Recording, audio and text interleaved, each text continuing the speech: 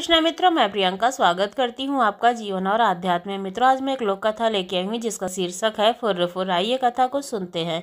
बहुत पहले एक राजा की दो रानियां थी। बड़ी रानी शोभा बहुत ही अच्छे स्वभाव की दयावान स्त्री थी। वहीं छोटी रानी रूपा बड़ी ही कठोर और दुष्ट थी। बड़ी रानी शोभा के एक पुत्री थी जिसका नाम था देवी। रानी रूपा के भी एक पुत्री थी जिसका नाम था तारा। रानी रूपा बड़ी ही चालाक और महत्वाकांक्षी स्त्री थी। वह चाहती थी कि राज्य की सत्ता उसके हाथ में रहे, राजा भी उसके दबा हुआ था। रानी रूपा बड़ी रानी और उसकी बेटी से नफरत करती थी। एक दिन उसने राजा से कह दिया कि रानी शोभा और देवी को राजमहल से बाहर निकाल दिया जाए। राजा रानी रूपा की नाराजगी से डरता था। उसे लगा कि उसे वही करना पड़ेगा जो रूपा चाहती है। उसने बड़ी रानी और उसकी बेटी को राजमहल के बाहर एक छोटे से घर में रहने के लिए भेज दिया, लेकिन रानी रूपा की घृणा इससे भी नहीं हटी।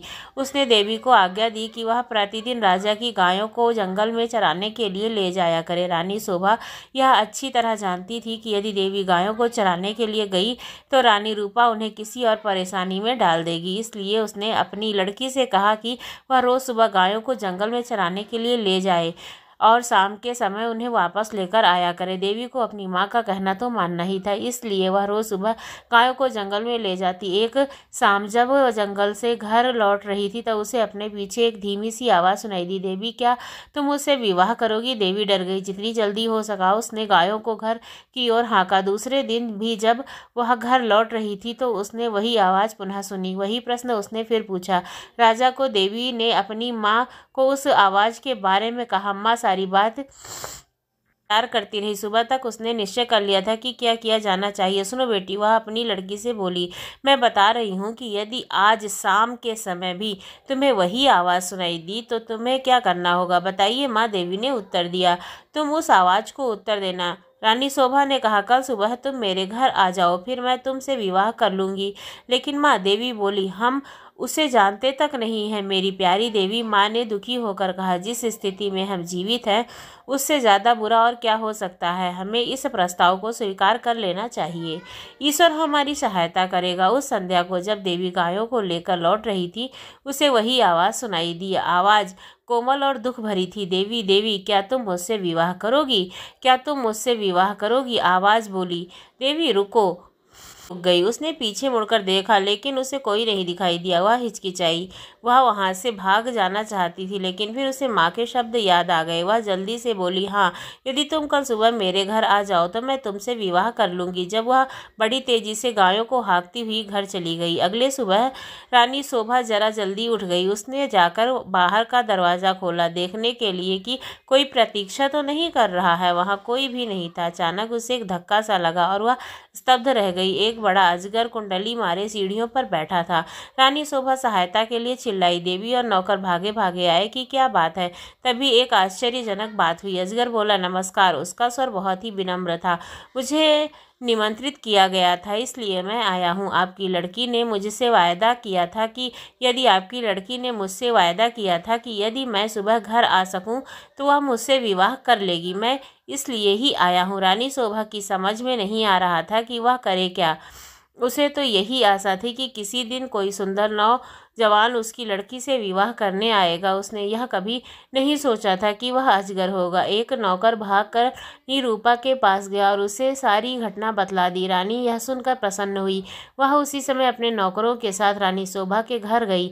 यदि राजकुमारी देवी ने किसी के साथ विवाह का वायदा किया है तो वह बोली तो उसे अपना वायदा अवश्य निभाना चाहिए। रानी बोल होने कारण देखना मेरा कर्तव्य है कि वह अपना वायदा पूरा करे। उसी दिन विवाह हो गया। रानी शोभा और देवी के लिए यह कोई प्रसन्नता का समय नहीं था, लेकिन इतने दुर्भाग्य सहने के बाद वे किसी भी प्रकार की विपत्ति का सामना करने को तैयार थे। विवाह के पश्चात अजगर अपनी पत्नी के साथ उसके कमरे में गया। सारी रात रानी शोभा ने प्रार्थना करते हुए बिताई कि बच्ची ठीक ठाक रहे। दूसरे दिन बड़े सवेरे उसने देवी के कमरे का दरवाज़ा खटखटाया। एक सुंदर नवयुवक ने दरवाज़ा खोला। देवी उसके पीछे खड़ी थी। मैं आपको कह नहीं सकता कि मेरी मेरी जान बचाने के लिए मैं आपका और देवी का कितना आभारी हूँ। वह नवयुवक बोला, मैं एक सांप के कारण अजगर बन गया था। एक वन देवता मुझसे क्रुद्ध थे, उन्होंने मुझे अजगर बना दिया था। बाद में उन्हें अपनी करनी का दुख हुआ, तब उन्होंने कहा कि यदि कोई राजकुमारी तुमसे विवाह कर लेगी तो मैं फिर से मनुष्य बन जाऊंगा। और अब देवी ने मुझसे विवाह कर लिया है, मेरा सांप उतर गया, अब मैं फिर कभी अजगर नहीं बनूंगा। रानी शोभा बहुत प्रसन्न हुई। वह अपनी लड़की और दामाद को राजा से मिलाने के लिए ले गई।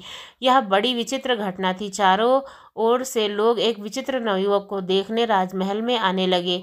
सभी उत्सुक थे। वह रानी रूपा के। रानी रूपा बहुत गुस्से में थी। उसने झल्लाते और खींचते हुए अपने आप को कमरे में बंद कर लिया। देवी का भाग्य उसे देखा नहीं जा रहा था। वह चाहती थी कि उसकी बेटी तारा भी ऐसी भाग्यशाली बने। आखिरकार उसे एक युक्ति सूझी। उसने लड़की को बुलाया। देवी का विवाह तो अब हो गया था। वह बोली, इसलिए गायों को जंगल में चराने के लिए तुम ले जाया करो। नहीं, तारा चीख कर बोली, इतने नौकर हैं तो फिर मैं क्यों गाय चराने को ले जाऊं? यह मेरी आज्ञा है। रानी क्रुद्ध होकर बोली, एक बात और भी सुनो, यदि जंगल में कोई तुमसे विवाह का प्रस्ताव करे तो तत्काल कह देना कि तुम विवाह के लिए राजी हो। यदि वह अगले दिन सुबह हमारे घर आ जाए। तारा माँ की इस योजना से भयभीत हो गई। वह गायों को जंगल में नहीं ले जाना चाहती थी। वह खूब रोई, लेकिन रानी फिर भी नहीं पिघली। तारा को उसकी आज्ञा माननी ही पड़ी। तारा रोज सुबह गायों को जंगल में चराने के लिए ले जाती और फिर शाम के समय वापस ले आती। लेकिन उसने एक बार भी जंगल में किसी तरह की आवाज़ नहीं सुनी जो यह कह रही हो कि क्या तुम मुझसे विवाह करोगी। फिर भी रानी निराश नहीं हुई। जंगल में कोई अजगर तो था नहीं तो तारा से विवाह का प्रस्ताव करता, इसलिए उसने खुद अजगर ढूंढने का निश्चय किया।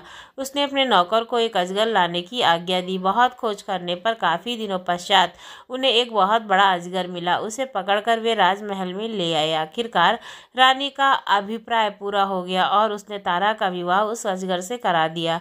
अब रानी को संतोष हुआ। विवाह की रात तारा तथा अजगर को एक कमरे में बंद कर दिया गया। रानी अधीरता से सुबह की प्रतीक्षा कर रही थी। रानी रूपा ने सवेरे सवेरे ही लड़की के कमरे का दरवाज़ा खटखटाया, लेकिन कोई भी उत्तर नहीं मिला। उसने जरा और जोर से दरवाज़ा खटखटाया, लेकिन दरवाज़ा तब भी ना खुला। रानी से और प्रतीक्षा ना की गई और उसने धक्का देकर दरवाज़ा खोल दिया। मोटा अजगर जमीन पर पड़ा हुआ था, लेकिन तारा का कहीं पता नहीं था। रानी चीख पड़ी। महल में सभी ने उसका चीखना सुना। राजा और नौकर भाग आए। और क्या बात है, राजकुमारी कहाँ है? सब चिल्लाए। वह तो अजगर के पेट में होगी। रसोइया बोला, देखो वह कितना मोटा हो गया है। रानी अब बड़ी, देखो वह कितना मोटा हो गया है। रानी अब बड़ी जोर जोर से रोने लगी। राजा भी रोने लगे। रसोइया अपना सबसे बड़ा चाकू ले आया। वह बोला, यदि वह अब तक जीवित हुई तो राजकुमारी को बचाने की कोशिश करेगा। उसने अजगर का पेट चीरा। तारा अच्छी भली जीवित थी। रसोइया ने उसे बाहर खींचा। वह चीख मारकर अपनी माँ की तरफ भागी। अजगर की मृत्यु हो गई और साथ में रानी रूपा की इस इच्छा की भी कि तारा का विवाह देवी की तरह किसी संपन्न योग्य नवयुवक से हो जाए।